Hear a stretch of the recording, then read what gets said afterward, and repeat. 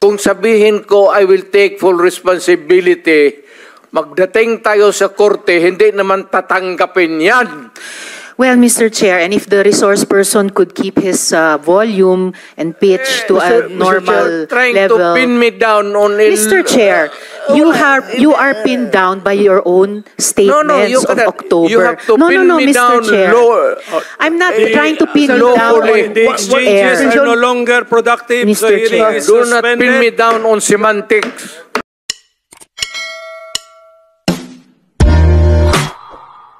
Sabi nyo rin po kanina, you take full legal responsibility for the consequences of the drug war. Yes. Kanina rin, Yes. kanina rin sabi nyo maraming mali. No? So, halimbawa, si Kian De Los Santos, menor de edad, hindi armado, nagmamakaawa, pero pinatay ng mga pulis sa drug war. Oh. Do you take responsibility for the death of Kian De Los Santos? The criminal act, hindi naman siguro. The death. You take responsibility for his death. Walang maniwala na abogado sa akin yan. That Hindi would po, be sir. long shot. Hindi po abogado. Nandito pa lang tayo I sa was Senado, hindi sa referring Korte. to the policy na ginawa ko para sa mga pulis. Yes, sir. Sabi At ko, nagbunga for that, yung I polisiya. take full responsibility Yes, for and that. what about yung bunga ng polisiya na libo-libong namatay kasama si Kian De Los Santos? Do you also take full responsibility for that? Because in October 2020, na-quote po kayo na sinabi nyo, if there's killing there, I'm saying I'm the one. You can hold me responsible for anything, any death that has occurred in the execution of the drug war. Noong October ulit, October 21, nung 2021 naman, in a Reuters interview, kinwote kayo na sinabing, if there is any person who is going to prison, it would be me. I assume full responsibility. So, do you assume responsibility for the death of Kian De Los Santos, Mr. No. Chair? No. How about si Carl Anthony Alam mo, ma'am, Nunez? before you rumble on those many things, No, I'm not rambling, Mr. Chair. Very specific yung mga tanong ko. the specific ang law, guilt is personal. Tanong ka muna ng abogado. Okay lang po. Kayang-kaya kong magtanong sa abogado. Sige, tanong ka itanong muna ko ngayon po. before we proceed. No. Hindi tayo I magkakaintindihan have prepared dito. these questions with my Guilt legislative is staff. personal. Yes, it's very personal. Hindi So, mo pwedeng ipasa sa iba yan. No. Hindi po ito pagpasa. kaya Iniimbestiga nga. po ng Blue Ribbon yung war on drugs at yung naging bunga na extrajudicial killings dyan. And I am basing my question dun sa mga sinabi ninyo repeatedly, parang tuwing Oktubre nga sinasabi nyo na you will take responsibility. Correct. So now let me ask you about Carl Anthony Nunez, 20 years old. Walang nahanap na droga o baril sa katawan niya. Sabi nga ng investigador, mistaken identity. Do you take responsibility for his death? You know, ma'am, can I ask for a recess of just a It's few all right, minutes? Mr. Chair. Yes. Hearing is suspended. Kung sabihin ko, I will take full responsibility, magdating tayo sa korte, hindi naman tatanggapin yan. Well, Mr. Chair, and if the resource person could keep his volume and pitch to a normal Trying level. to pin me down on Mr. Chair, you are pinned down by your own statements you of cannot. October. You have to pin me Mr. down Chair. lower. I'm not trying to pin you down lawfully. on The exchanges air. are no longer productive. Mr. The hearing Chair. is Do not pin me suspended. down on semantics. Mr. Chair, ang tanong ko po ay, if you take responsibility, as you said in October 2020, as you said in October 2021 about assuming responsibility for the war on drugs, do you take responsibility for the death of Carl Anthony Nunez, Mr. Chair? Alam mo, yung policy, ma'am, hindi mo nakuha yung policy ng presidente. Nakuha ko po, policy I maker was din po talking ako. about the policy. I take full responsibility yung sinabi ko na war on drugs.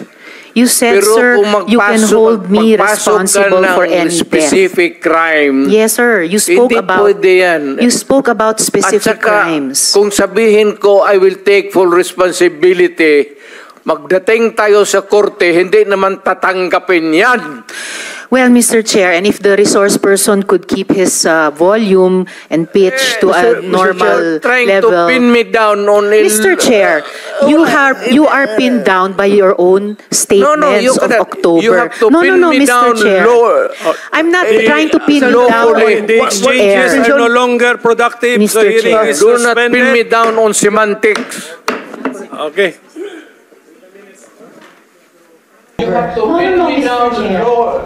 I'm not trying to pin you down on The exchanges are no longer productive, so hearing is Do not pin me suspended. down on semantics. Wait a minute, pero kung nagsishouting tayo, suspend ulit. Pahingahin na natin, pahingahin na natin. Kung mga siya, meron silang gusto itanong sa kanya. Pero kung natanong isa lang siya mga dito. Ano mo itanong? Anong ginagawa niya?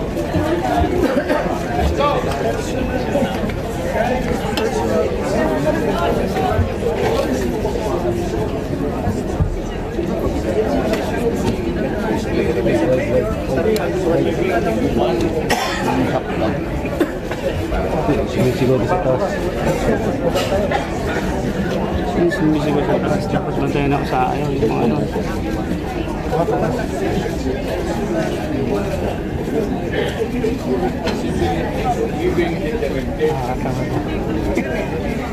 Ang responsibility.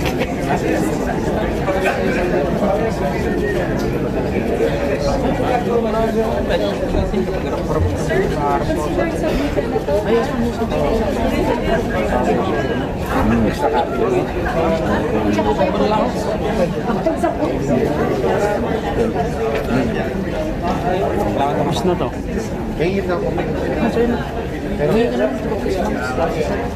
Tama natin si Dilina. Ayun o.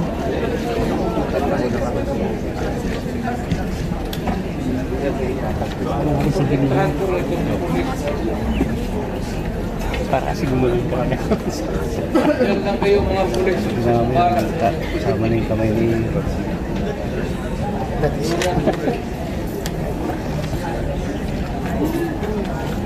Basta sa trabaho.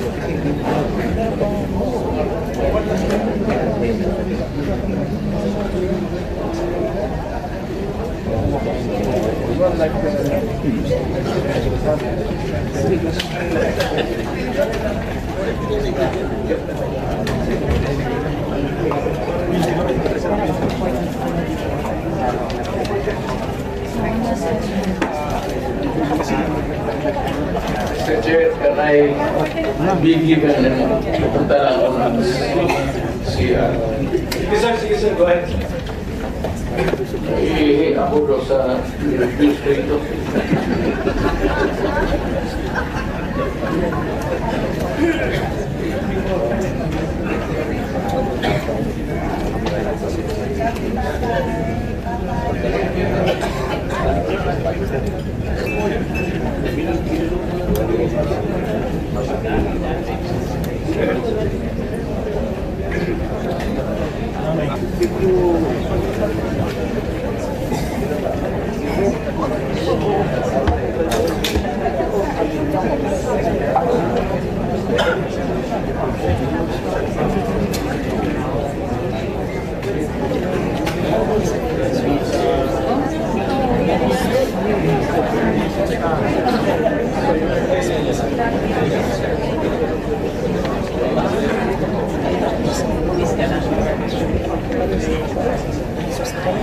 I resumed.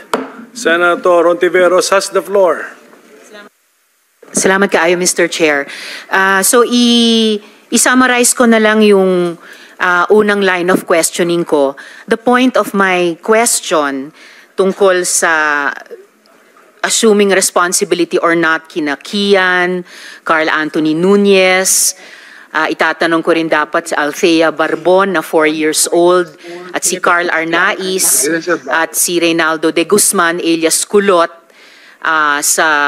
na-confirm sa Caloocan Court na the evidence was merely planted by the police. Ang point ng unang questioning ko na yon ay kung ina-acknowledge nyo o hindi na yung policy nyo caused the death of innocents. So lastly, Mr. Chair, actually may mga 100 tanong pa sana ako sa dating presidente pero na-high blood yata sila sa akin. So 2 huling tanong na lang. Una po. Yes, Mr. Chair. Ganun lang siguro kasi excited lang ako. First time ako naka-appear ng Senate. But walang personalan yan. It has nothing to do with you, yung character ko. Yung boses ko lang kasi excited. But if we are offended by the demeanor, then mag-change gear ako. I'll try to do it with moderation. Salamat kaayo, Mr. Continue, ma'am. Chair. Continue. Salamat kaayo, Mr. Chair. At saka, Hindi, sandali, ma'am. Mr. Ganito, Chair. and I'm addressing lahat kayo. Taga-probinsya po ako. Hindi ninyo pwede akong masumo na papaulit-ulit. Pag ginawa ninyo yan, isnabin ko kayo. Wala akong pera. I am not that rich na mag-travel dito sa aeroplano. Mahal yan. I am nabubuhay ako sa retirement pay ko. So, pati itong pamasahe ko, retirement pay ko yan. Wala akong negosyo ever since. Gobyerno lang ako. I have been an employee of government ever since. Kaya, I do not have